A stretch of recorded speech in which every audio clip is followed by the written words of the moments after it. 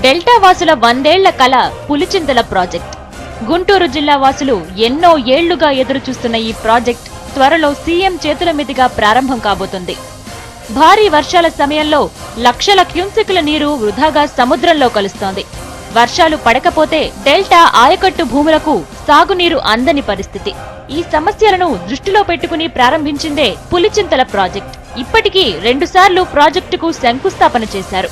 ఎన్టీఆర్ హయాంలో ఒకసారి, 2004 అక్టోబర్ 15న పులిచింతల నల్గొండ జిల్లా మేళ్ల చెరువు మండలం వజనేపల్లి దగ్గర మరోసారి వైఎస్ చేశారు.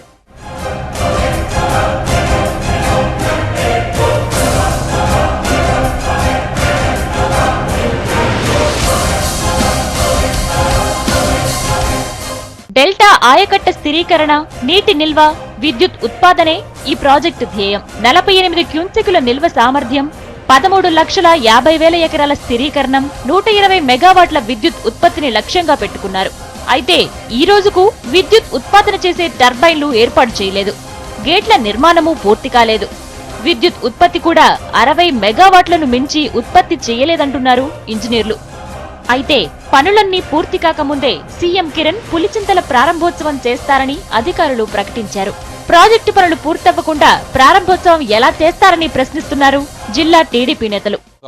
మౌలిక సదుపాయాలు ఉన్నటువంటి లేఅవుట్లు లేకుండా, వాళ్ళకి రావాల్సినటువంటి కాంపెన్సేషన్ ఇంకా అందకుండా, పునరావాస కేంద్రాల్లో మరి విద్యార్థులకు కావాల్సినటువంటి పాఠశాలలు కట్టకుండా, వైద్యశాలలు కట్టకుండా, 120 టీఎంసీ ఉత్పత్తి చేసినటువంటి బిహెచ్ఎల్కి ఇచ్చినటువంటి టర్బైన్లు లేకుండా, ఇంకా గేట్లు ఫిక్స్ చేయకుండా, గుంటూరు జిల్లా నుంచి ముఖ్యంగా అప్రోచ్ రోడ్ లేకుండా ప్రారంభోత్సవం చేయటం అంటే ఒక కత్తెర కొబ్బరికాయ పిచ్చున్నటువంటి వాళ్లే ప్రారంభోత్సవం చేస్తారు తప్పితే. ప్రాజెక్టు పూర్తయితే జిల్లాలోని 15 గ్రామాలు ముంపుకు గురవుతాయి.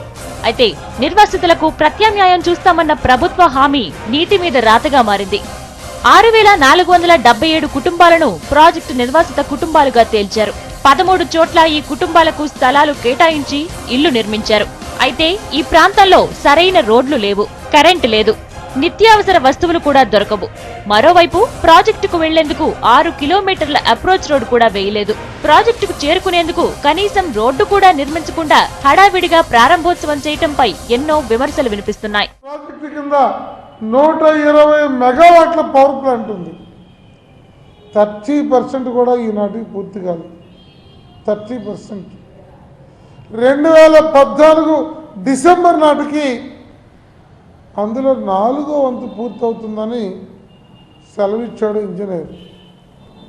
అసలు ఈ జిల్లా మంత్రులకి, ప్రజాప్రతినిధులకి సీఓని ఎత్తున ఉంటాయి. 6 కిలోమీటర్ల approach road, gravel road, metal road కాదు, ఫార్మేషన్ కూడా జరగలేదంటే ఇంతకన్నా అవమానం ఏముంటుంది? మరోవైపు ఇదే ప్రాజెక్టు వల్ల తీవ్ర నష్టానికి గురవుతున్న నల్గొండ ముంపు ప్రాంతాలకు అన్యాయమే చేస్తోంది సర్కార్. సరైన పరిహారం ఇవ్వకుండా నల్లగొండ వాసులను నిండా ముంచుతోంది.